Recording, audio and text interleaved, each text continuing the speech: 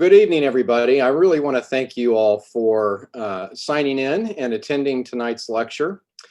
Lecture is entitled Expanding Your Differential, CSID and its Role in Chronic GI Symptoms. I'm Brooks Cash. I'm the Chief of Gastroenterology, Hepatology, and Nutrition at the University of Texas Health Science Center at Houston and McGovern Medical School. And it's my pleasure to be able to present to you tonight on this important topic. Here's my disclosure information. And this program is supported by an educational grant from QOL Medical, and we want to thank them for their support. Now, here's some housekeeping with regards to tonight's presentation and being somewhat interactive. If you would like to ask a question, if you are logged into Facebook or YouTube, you can post those questions in the comment box.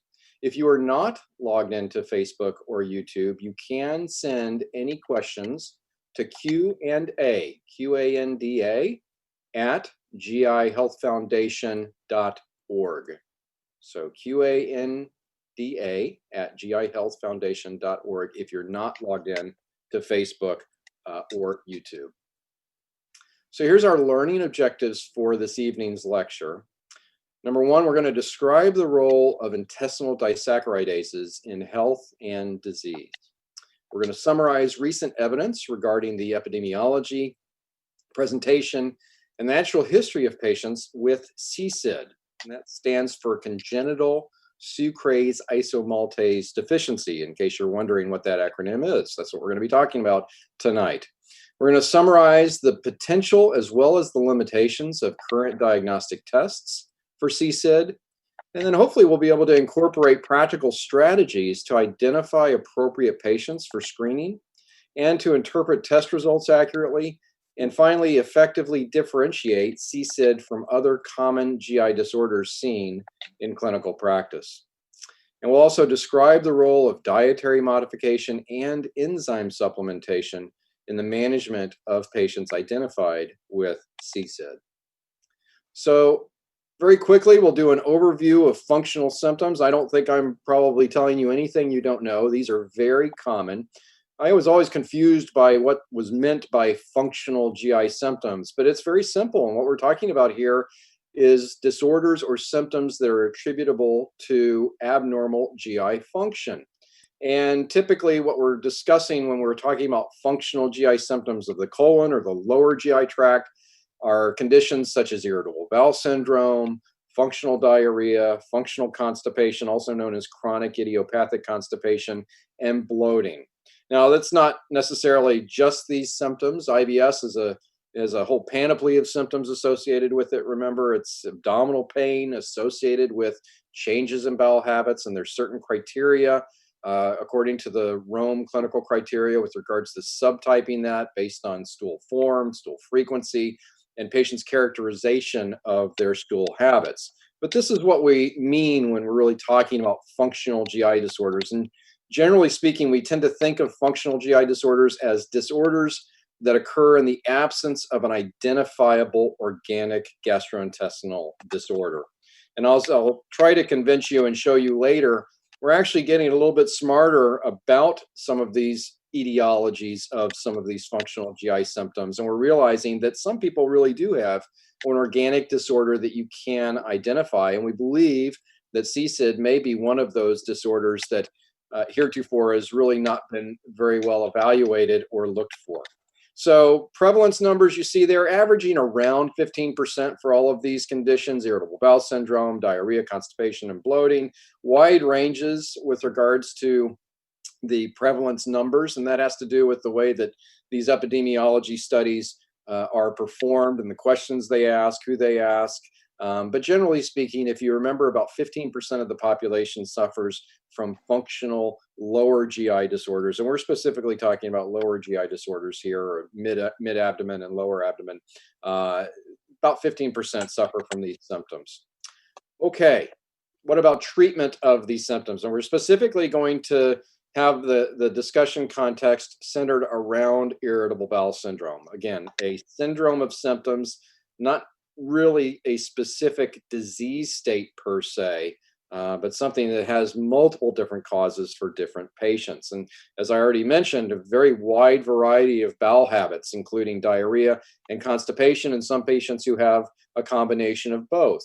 And we typically will treat the symptoms of irritable bowel syndrome through a symptom-directed algorithm, meaning if somebody's complaining about IBS with diarrhea, or we make that diagnosis, we typically try to treat their diarrhea first, and we see if their abdominal pain gets better.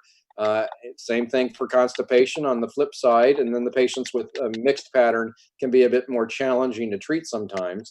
Of course, for abdominal pain, there are specific therapies, and you see some of these listed on this slide. This is not an all-inclusive list of all therapies for irritable bowel syndrome. And in fact, only a few of these therapies, in terms of those medications that are targeting constipation and diarrhea predominantly, are actually FDA approved for irritable bowel syndrome. But for abdominal pain, we typically use things like antispasmodics. We use the FDA approved IBS therapies because they really have all been shown to have some impact on abdominal pain.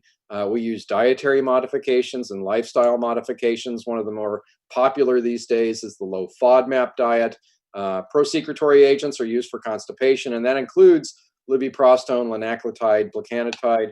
We also use over-the-counter therapies and medical foods like peppermint oil and other therapies, including complementary and alternative medicine. So there's a very broad way to try and treat these patients.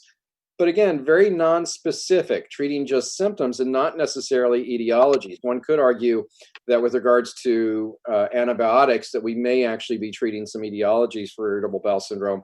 But for the most part, the rest of the therapies, whether they're directed towards diarrhea, constipation, bloating, or abdominal pain, really are trying to treat those symptoms that are so bothersome to our patients and affecting their quality of life. Now, we know from a number of different studies, and there's quite a wide variety of these studies. The most, one of the probably the biggest and one of the most recent is the IBS in America survey. We know that patients don't typically report a great deal of satisfaction with many of the therapies that we just went over. Now, this survey did predate some of those therapies in terms of their FDA approval. So it's not meant to be an indictment of FDA-approved therapies or lifestyle modifications or dietary modifications, but just realize that these are often very difficult to treat patients. They have chronic symptoms that are very wide-ranging and often are not satisfied. You can see the satisfaction values here, a survey of about 1,000 patients asking, what percentage were actually very satisfied with their treatment. I won't read these numbers to you. You can see some of the treatments and the fact that we have a long way to go with regards to finding effective therapies for these patients with regards to satisfying them in terms of their symptoms. Now, I alluded to this a few minutes ago. We've always, for the most part, said that IBS is a diagnosis of exclusion. We can't find an organic disease. There's no absolute biomarkers that we've really been able to identify with great fidelity. There have been some biomarkers that have been identified and marketed even, but in clinical practice and routine use, we tend not to use those biomarkers because we're really not exactly sure what their utility is. But we have, over the last 2 to 3 decades, recognized that there are some organic entities that do seem to be more common in patients with these symptoms, meeting the clinical syndrome of irritable bowel syndrome. Not an all-inclusive list here, but just kind of the higher order conditions such as microscopic colitis, something that 𝐆𝐨𝐚𝐥 and I showed in our study a few years ago that we published in Gastro. Celiac disease, and that's made its way into our guidelines in terms of screening patients with, especially IBS with diarrhea, for celiac disease. And as an extension, patients who don't have celiac disease, but they still complain of having wheat intolerance and bloating, and they attribute their symptoms to intake of grains. Bile acid diarrhea is a very popular topic. There's estimates as high as 25, maybe even moving up to 50% of patients with IBS with diarrhea may have a component of bile acid diarrhea, and we now have some tests that are available to us to even identify some of these patients. food allergies or food intolerances, and hence the popularity of the low FODMAP diet. And here's some of the guidelines that really support or have been taken away from some of these these diagnoses being found in patients with irritable bowel syndrome. These are the most recent AGA guidelines. Now you'll see a lot of these recommendations are either weak or conditional. There are a couple of strong recommendations. Interesting, they said, we ought to be testing for Giardia in patients with chronic diarrhea and irritable bowel syndrome subtype of that type. Also testing for celiac disease. In the United States, the prevalence of celiac disease is probably best estimate a little less than 1%. It's actually not a cost-effective, at least it's not been shown to be cost-effective to actually screen for that in patients even with irritable bowel syndrome. Based on the cost of the test, to be cost-effective, we'd really need a prevalence of about 4 to 7%. That being said, we all typically do this according to the guidelines because we tend to follow guidelines. A lot of these other recommendations in terms of testing, whether it's with for inflammatory markers and considering inflammatory bowel disease or even bile acid diarrhea, really conditional recommendations. And that's not an indictment of doing those tests, whether to say it's right or wrong. It's just saying these guidelines are just saying there's just not enough evidence to support their use at the current time. And you can see that reflected in the quality of evidence. So there's still a lot of uncertainty with regards to the diagnostic evaluation of irritable bowel syndrome, especially irritable bowel syndrome with diarrhea. Now, I showed you this slide before, and I'm going to get to the point where we're going to start talking about CSID, because one of the new entities that we're starting to recognize, because we're looking for it, is the concept of disaccharidase deficiencies. And so we'll go into a great deal of detail in just a few minutes, but I think it's actually a reasonable point right now in 2020 to actually start including this entity in our differential diagnosis and start looking for it, because we do have effective ways to treat this. Now, as a background, this should not really be a real frame shift for you. We all have seen patients with lactose intolerance. Well, this is a very similar construct. This is an intolerance to carbohydrates and sugars, and also starches. Now, just to refresh your memory with regards to digestion, and what we're showing you here is a cutout from the small intestine and a villus or a villi.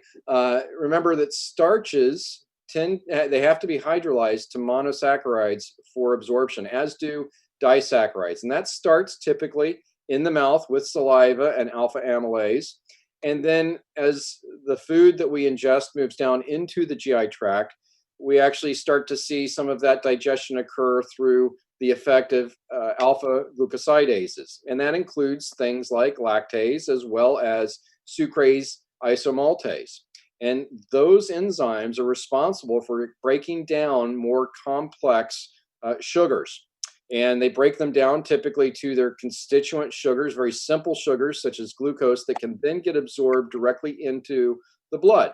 So that's really the point. Simple sugars are absorbed into the bloodstream, whereas disaccharidases have to be digested, or disaccharides have to be digested by disaccaridases. And again, I've given you a couple of those examples with regards to sucrase isomaltase and then maltase glucoamylase. And it's a long, complex list with a lot of syllables, but digestion is a complex process, and we believe that this is actually a pretty common condition.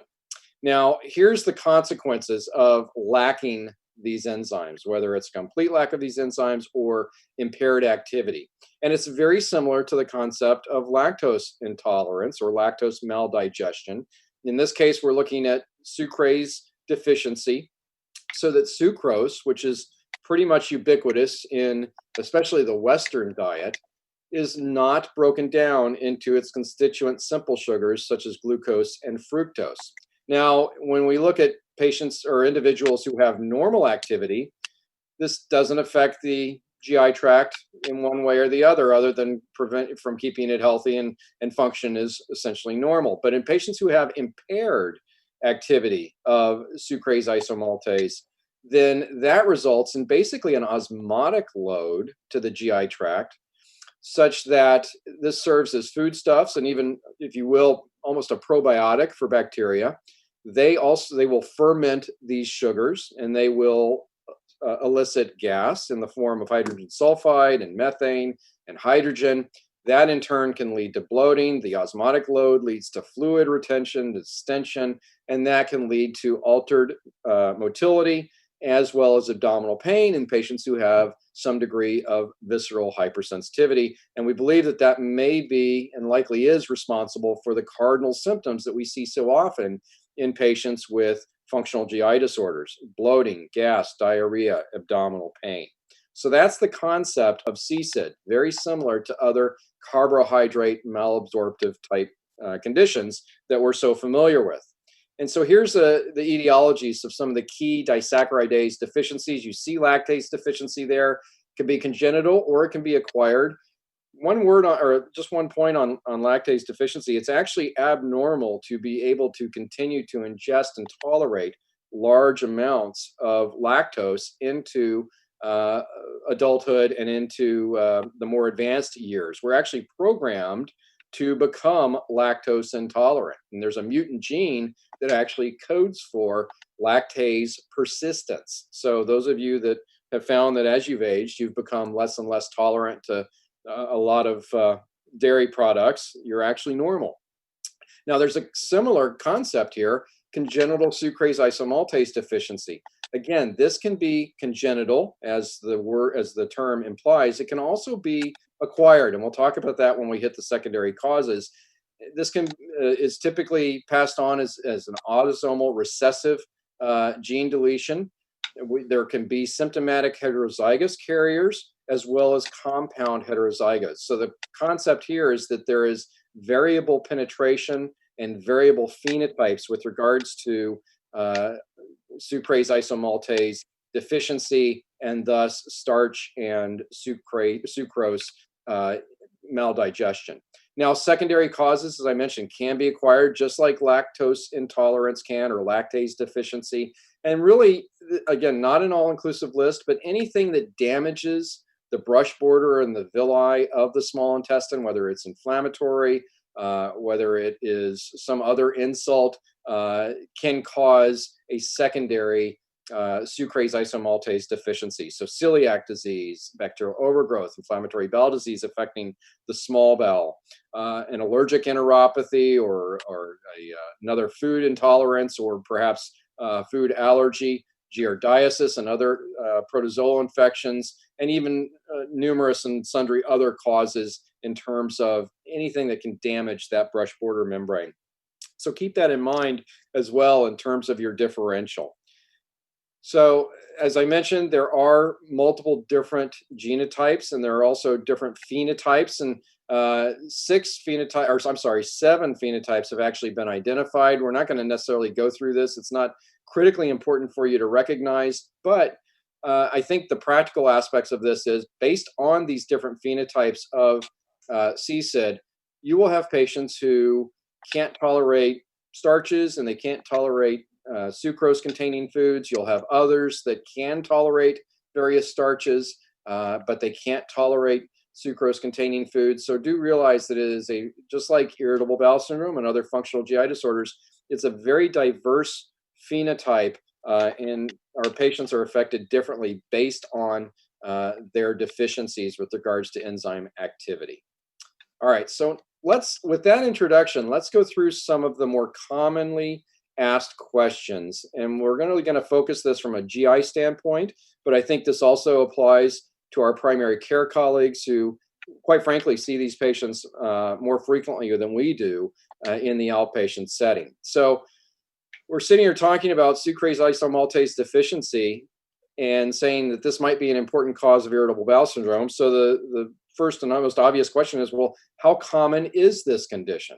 Well, we've got some data on that. Now, it's important to realize that most of the data with regards to CSID and its prevalence comes from the pediatric literature. Our pediatric colleagues are much more aware of this than those of us that practice in adult gastroenterology.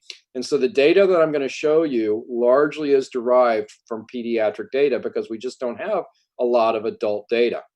This is a study from Nichols from 2012. They looked at over 27,000, nearly 28,000 mucosal biopsies. These are kids who came in typically for diarrhea, abdominal pain, and bloating. Pediatric gastroenterologists tend to do endoscopy and take biopsies in all of their patients for relatively obvious reasons, and that has to do with getting that history. They really rely on those biopsies to help guide their therapy. They found that 45% of these kids had evidence of at least one disaccharide deficiency. Now, the vast majority, 3/4 of them, were lactase deficiency or lactose insufficiency or maldigestion, I should say. But about 1 out of 5, 21%, had pure sucrase deficiency, and 9.3% were sucrase deficient overall. So that's a pretty compelling number. Now, it's a retrospective study of pediatric patients who had symptoms, so not necessarily representative of the general population, but still a compelling number. And if we think of this as primarily a genetic disorder, then it would make sense that there likely is a similarly high prevalence in adults with similar symptoms. Here's another bit of evidence. This is more recent. This is from 2018 from Cohen, about 1,000 patients. And again, similar concept here, looking at biopsies. This is children with abdominal pain and diarrhea.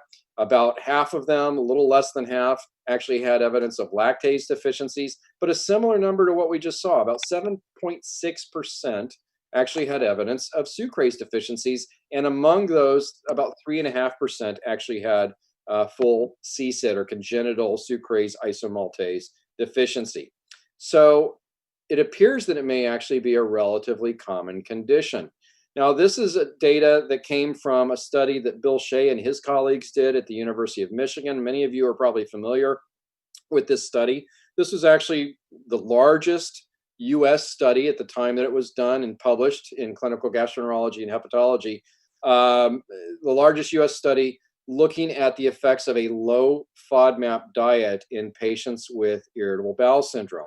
Well, they went back and they looked at patients with regards to their response to low FODMAP diet, and they were able, because they had stored serum and stored tissue, they were actually able to look at their genetic makeup, because there are some genetic tests available for CSID, and they found that among patients with chronic diarrhea and among patients with a IBS-D diagnosis, that the prevalence or the incidence was about 4.2 to 4.5% with regards to those genetic variants. Now, that doesn't necessarily prove that that's what was causing their symptoms, but again, it's on the same order of magnitude with regards to the other data that we looked at, looking at biopsy evidence of CSID or sucrase deficiency. This is looking at the genetic test.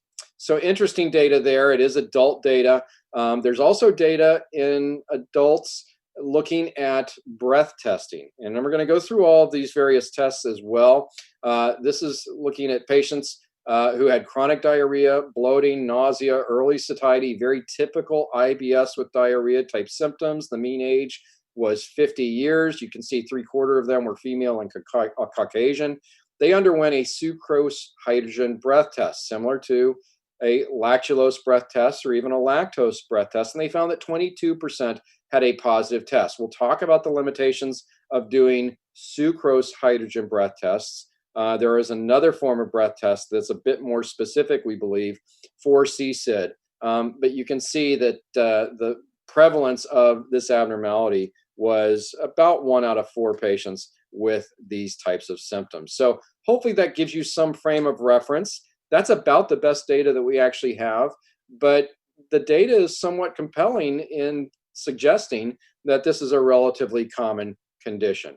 So as an adult gastroenterologist, when should I consider CSID? And I think you could also apply this to pediatric gastroenterologists and primary care providers. And really, here are the signs and symptoms that seem to be more common in patients when they come in and they are ultimately diagnosed with this condition. Frequent, lifelong, and especially postprandial diarrhea, loose stools, gas, and bloating. Now, those are non-specific.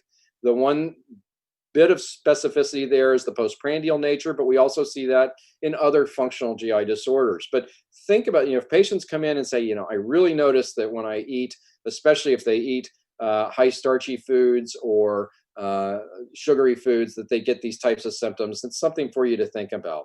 Other potential signs would be a family history of similar symptoms. Remember, can be a genetic disorder.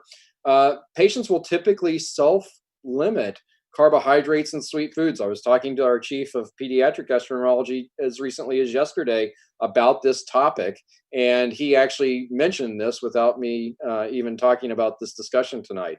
And contrary to some of our other patients with functional GI disorders, these patients often will have low BMI. And finally, IBS symptoms not responding to therapy. This may be one of the reasons why some patients, especially those with IBS with diarrhea or at least a diarrheal form, don't respond to their IBS therapies. And Bill and his group actually showed this looking at their FODMAP diet. Now, I'm going to walk you through this. So what they did here is they looked at patients who had an adequate relief of IBS with diarrhea symptoms with a low FODMAP diet. And that was about 52% who had adequate symptom relief.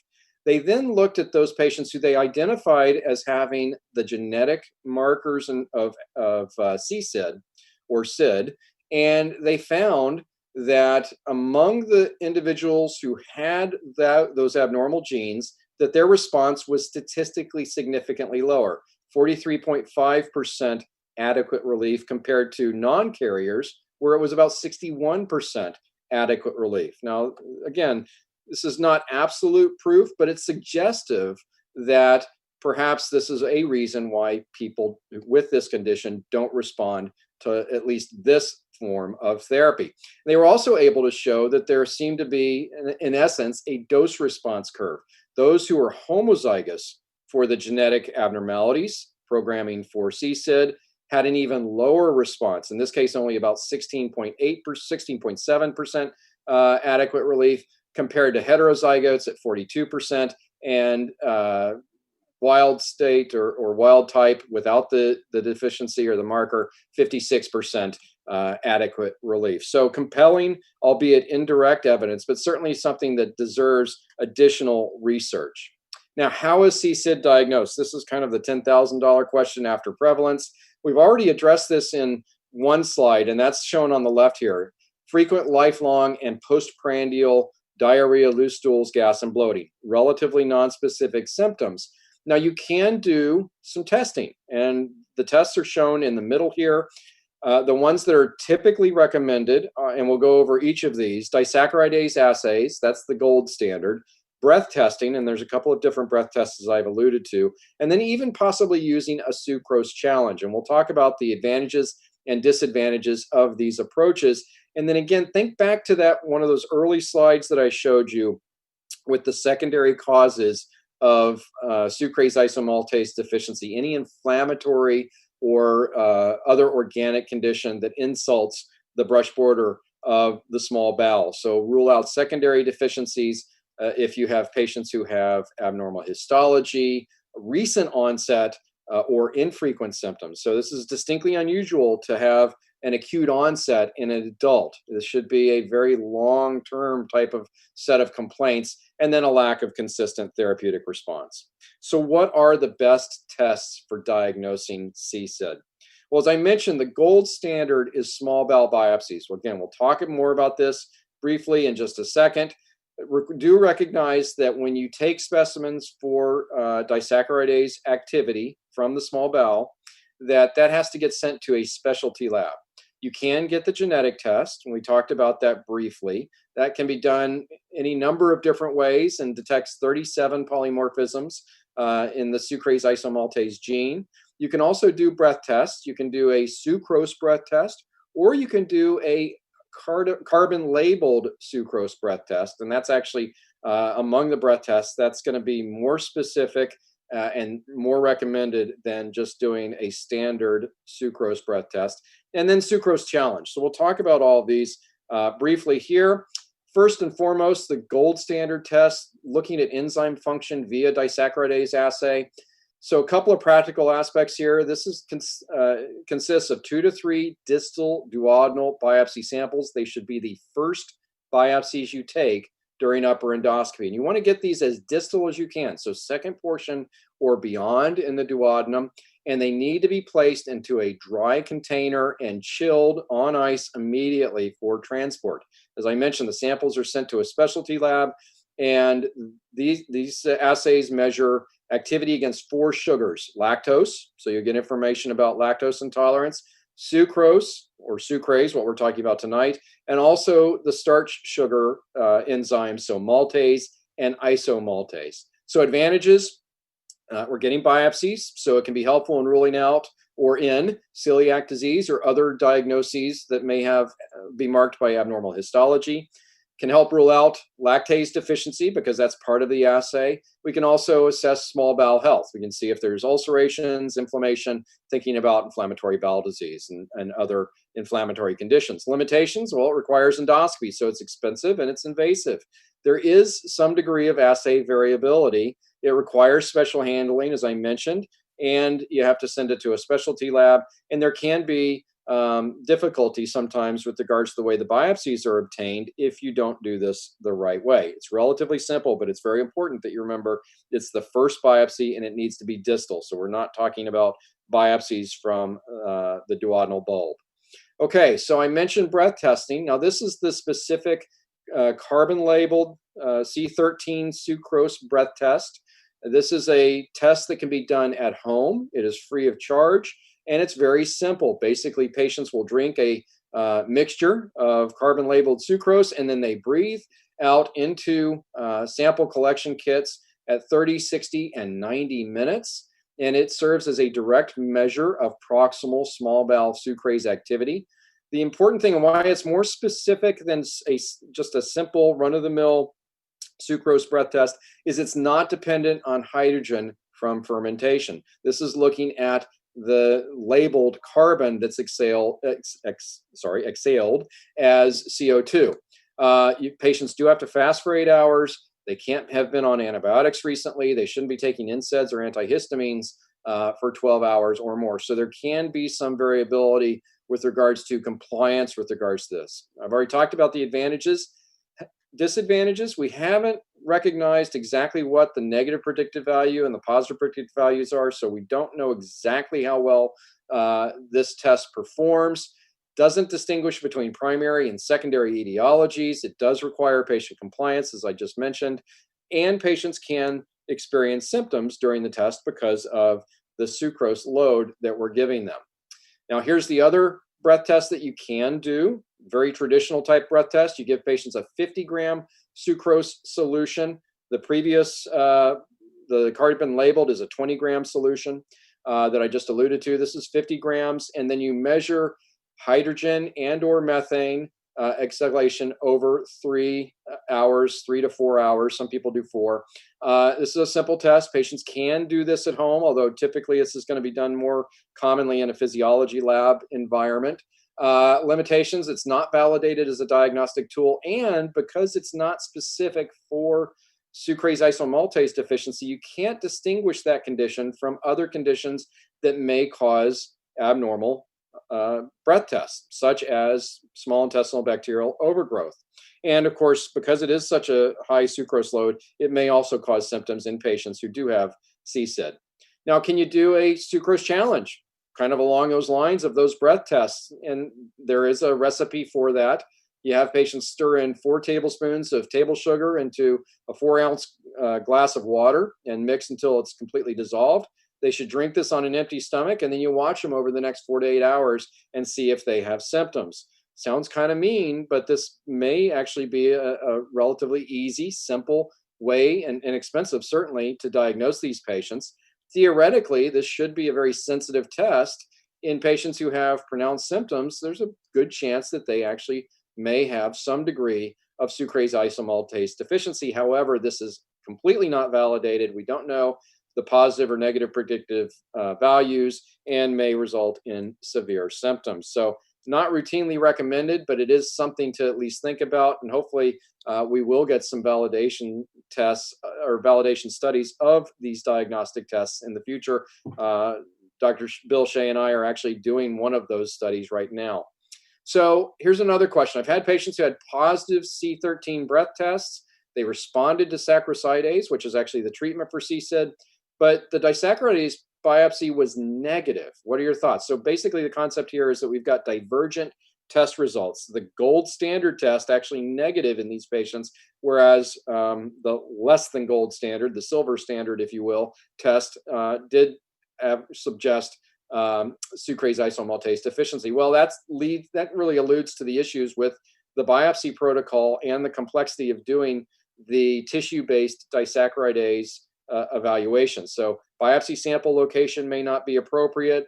There may be assay variability. The cutoffs of some of the enzyme activities may not necessarily be ideal and still is being worked out. There may be a transport issue in terms of keeping those samples at the appropriate temperature or getting them to the lab at the appropriate time. And there may even be some laboratory issues with regards to cell surface or vesicle release in the homogenized assay. So even though it is the gold standard, it is a somewhat imperfect gold standard, and a lot of this still is somewhat empiric. What is the role of genetic testing for CSID? We alluded to this earlier. It's going to be done from saliva or a buccal swab or even blood. This tests for 37 common pathogenic variants of the sucrase isomaltase gene. I showed you some data earlier from Bill's study where they did test for some of these abnormalities. The important thing to realize, really, I think, is shown over here in the limitations box. This tests for only 37 of more than 2,000 known alleles in population studies. So while it's simple and it's non-invasive, there are some counseling considerations if you have a positive test. It's possibly missing a lot of gene abnormalities. How important are those gene abnormalities? Well, we really don't know. And we do know that there's a lot of phenotypes with regards to this. So one of the things that's going on in our study is we're trying to correlate some of these genetic tests with regards to the other diagnostic tests. But right now, we're sticking typically more with either a direct assay looking at the carbon-labeled sucrose breath test or disaccharidase assays, with the disaccharidase assays based on biopsy as being the gold standard. Okay, in the absence of a diagnostic test, I think I kind of convinced you of that, I hope. Is the therapeutic trial appropriate?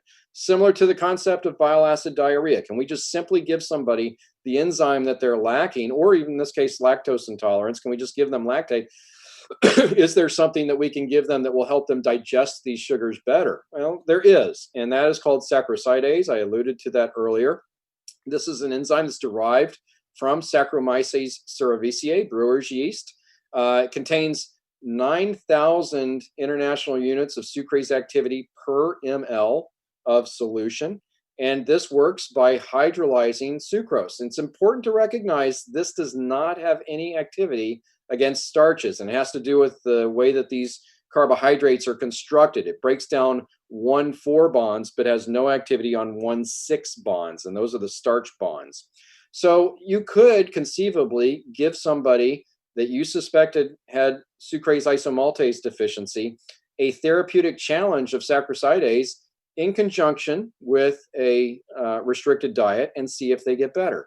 So this is simple. It's really easy to do.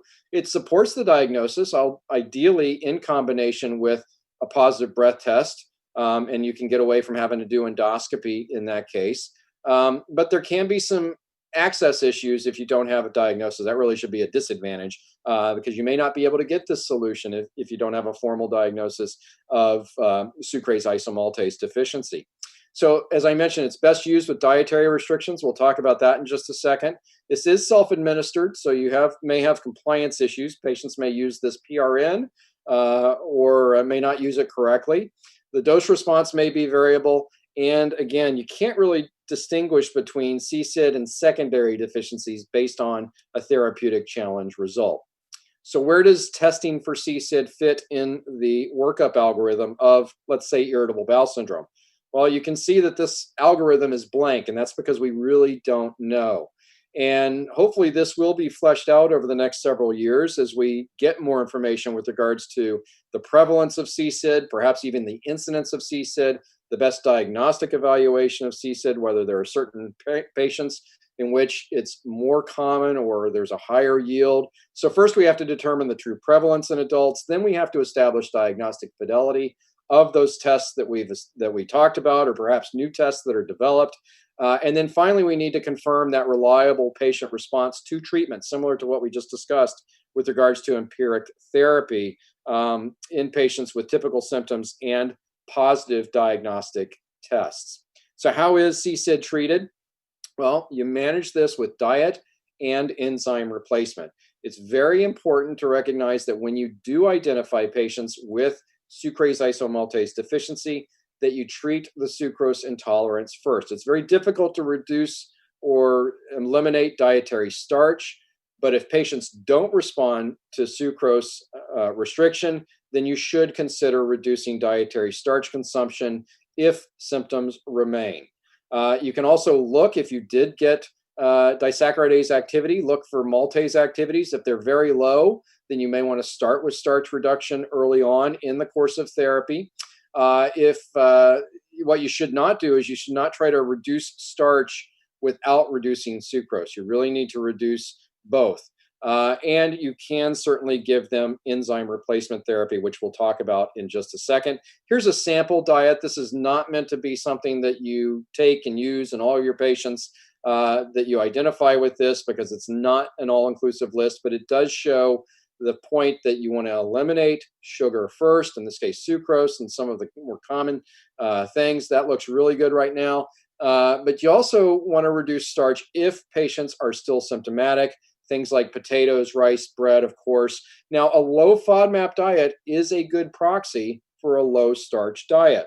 So that's why we do see some people respond to a low FODMAP diet, but it's also because sucrose is not eliminated in a low FODMAP diet. That's why probably we see a lower response to a low FODMAP diet in patients who have sucrase isomaltase deficiency. So one other theory, or one other way to go about this, would be to try to place patients on a low FODMAP diet, which is very difficult to do, but it can be. And if patients don't have an adequate response, or they don't have any response at all, perhaps that's when you start thinking more about sucrase isomaltase deficiency. So we just need more data with regards to that. Now, is there therapy other than dietary restriction? Absolutely. This should be used in conjunction with dietary restriction. I've highlighted the adult dose here. There is a pediatric dose, but this is saccharide, as I mentioned, the enzyme that is derived from Saccharomyces cerevisiae. Patients are instructed to take 2 mLs with each meal or snack. They mix this in 2 to 4 ounces of milk or water. Mixing it with milk actually protects the enzyme in the stomach. And so there is some data in the pediatric literature that milk may be a better substrate to mix this in. It is tasteless and odorless. You should not mix it in hot or acidic beverages, because that will denature it, and you shouldn't heat it after mixing it. It must be dehydrated.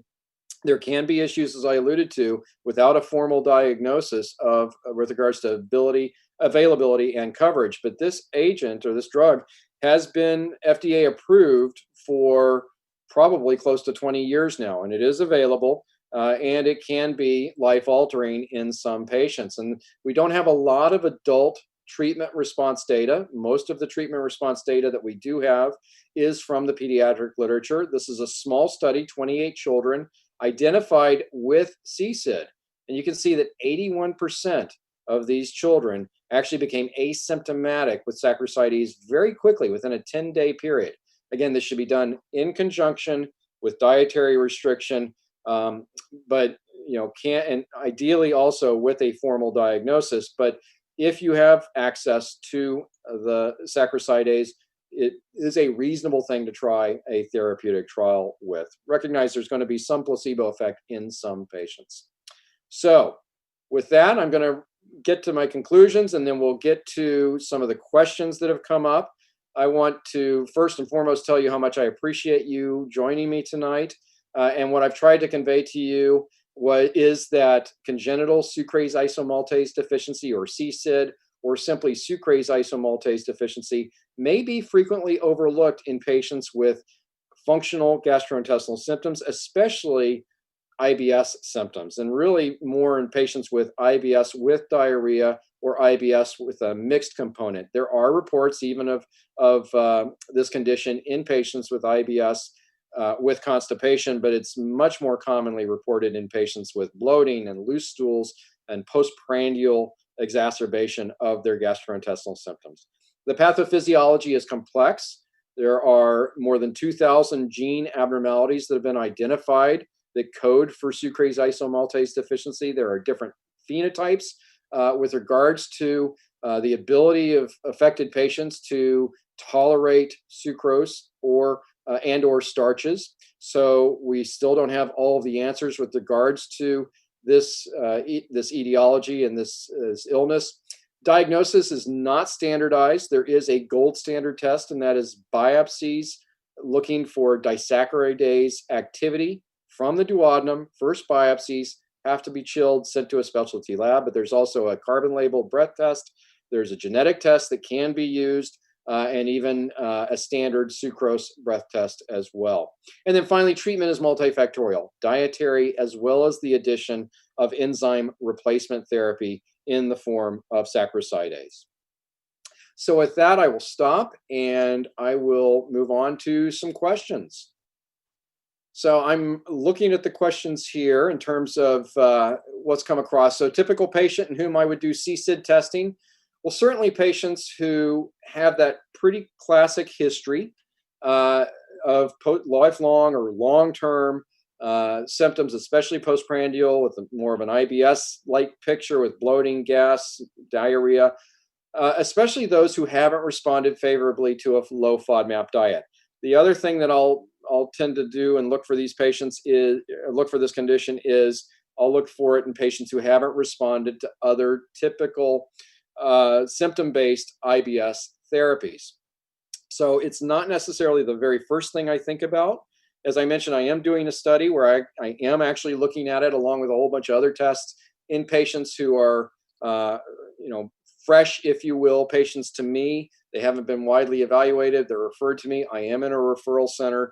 So I think the right answer, at least that I would give here, the practical answer in a community practice setting or even an academic, would be patients who haven't responded to other therapies who have those typical symptoms. The testing is not dramatically expensive, especially if you're using the breath testing. If it's positive, I think that gives you a real rationale to contact your dietitian and start saccharidase. So is this something like lactase deficiency that can become more pronounced as one gets older? That's a great question. I think the intuitive answer is yes, but the real answer is we don't know. And that's not because, it's really because we just don't have good evidence. We don't have a good evidence base with regards to sucrase isomaltase abnormalities in adult patients. So we don't have that longitudinal analysis. I think it's a reasonable expectation that it is something similar to lactase intolerance or lactose intolerance that may accumulate in terms of symptom severity as we age, but we just don't have that data. But it's a great question. Any long-term side effects of the supplement, the saccharidase that we alluded to? And the answer is no. It's very well tolerated. Now, there are some caveats in the package insert. And of course, if you are going to prescribe this to somebody, you should read and be familiar with the contraindications and the warnings. The major one is a warning of hypersensitivity reactions. That was based on one study that actually had a child who had asthma come on after he was started on saccharidase. Whether or not that was related, we don't know, but that's where that label or that warning came from. There have not been, to the best of my knowledge, any cases reported of anaphylaxis or extreme allergic reactions, but doesn't seem to lose its efficacy. There doesn't seem to be a tolerance that develops or a tachyphylaxis, and adverse events don't tend to accumulate. Is this condition more common in females? We know IBS is more common in females. Is CSID or SID more common in females? To the best of our knowledge, no. This does not appear to be sex-linked. It is an autosomal recessive gene abnormality. I do think a fair amount of what we may encounter as adult gastroenterologists may not necessarily be CSID. It may just simply be SID. And so the congenital part really may not be as important for adult gastroenterologists. But again, we need data to actually answer that question. But to the best of our knowledge, it does not appear to be more common in females. But again, we're limited with regards to our adult data in terms of that epidemiology. Does bacterial overgrowth lead to a false positive breath test? Absolutely, and that's a great question. That's the limitation to the sucrose breath test, the 50-gram sucrose breath test that's relying on exhalation of hydrogen and methane over 3 to 4 hours. That can absolutely be a false positive if somebody has bacterial overgrowth or SIBO, or even dysbiosis, if you want to call it that. The carbon-labeled C13 test, the sucrose breath test, doesn't suffer from that confounder because it's not looking at hydrogen exhalation or methane exhalation. It's looking at the labeled carbon in the CO2 that is expired over 30, 60, and 90 minutes. So you don't see that same confounding in the carbon-labeled sucrose breath test. So if you have one breath test to do, that would be the breath test that I would recommend based on the data and the mechanism of testing. So here's a question. In the absence of a diagnostic test, is therapeutic trial appropriate? I think we answered that during the presentation.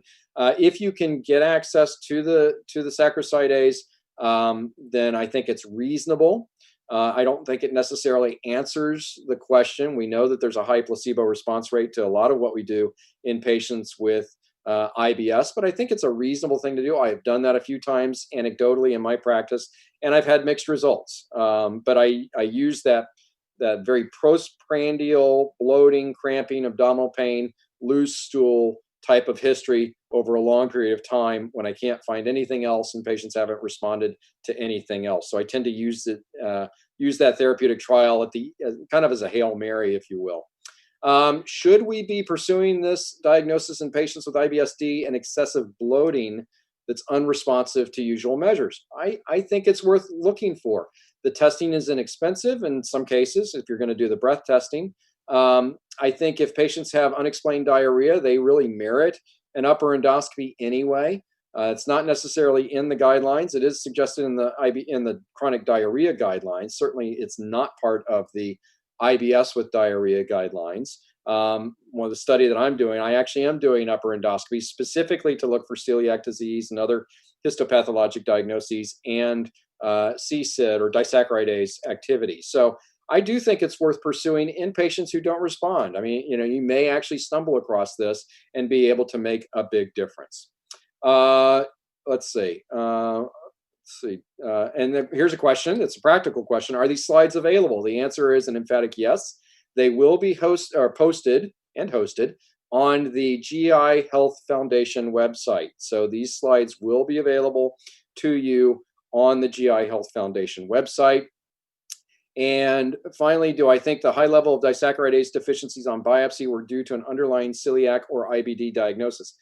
I don't think so, but I can't give you a definitive answer with regards to that question. It's a very good question.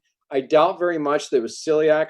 I tend to doubt that it was IBD as well. We don't know the details from those biopsy studies in terms of the endoscopic appearance. I think you have to assume, and I think it's a pretty safe assumption, that they would have excluded patients who they identified with small bowel Crohn's disease or celiac disease, I hope, but we can't be sure of that. So that's why we do need better data. We need data in adults who've got well-characterized endoscopic findings, exclusion of other secondary causes of potential sucrase isomaltase deficiency in the population that we care for. And then we can hopefully answer that question intelligently. So stay tuned. As I mentioned, we are actually trying to do that study right now. So hopefully we'll be able to answer that in a year or so. And I think right now that is all the questions I see. So I will stop there. We are at the end of our presentation. I want to thank you all very much for attending. I hope I was able to teach you something, or at least get you thinking about something. We believe that sucrase isomaltase deficiency, not necessarily an emerging etiology, but something that we are becoming more and more aware of. We've known about this in pediatrics for a long time. We're starting to recognize this may be an important etiology in patients with irritable bowel syndrome specifically, but also other functional gastrointestinal disorders and symptoms. So I think we need to be thinking about this. I think we don't have enough data necessarily to be prescriptive with regards to exactly how to evaluate these patients, when to think about doing a therapeutic trial, when to think about doing an endoscopy. So it's still going to be very much an experiential type of approach. But there are a lot of people who are very interested in this topic, and we will start to see additional evaluations and data coming into our literature in the next year or 2 or 3. And I think that a lot of these questions hopefully will be answered at that point. And I think it's going to be a very exciting time. And I think it's going to got the potential to make a big difference for a lot of our patients. So, and that's what this is all about. So with that, I will close. And again, I want to thank you all very much. I will read this: to receive your online accreditation certificate, please use the following URL to complete the evaluation form: www.gihealthfoundation.org/CSID-CME/. So gihealthfoundation.org/CSID-CME. You will also receive a follow-up email with these directions in 1 to 2 business days. Remember, if you want to look at these slides again, it'll be available. They will be available on that GI Health Foundation website. And with that, I will close and say thank you very much for attending. I've enjoyed speaking with you all tonight. Please stay safe, and I'll look forward to hopefully speaking to you again in the future.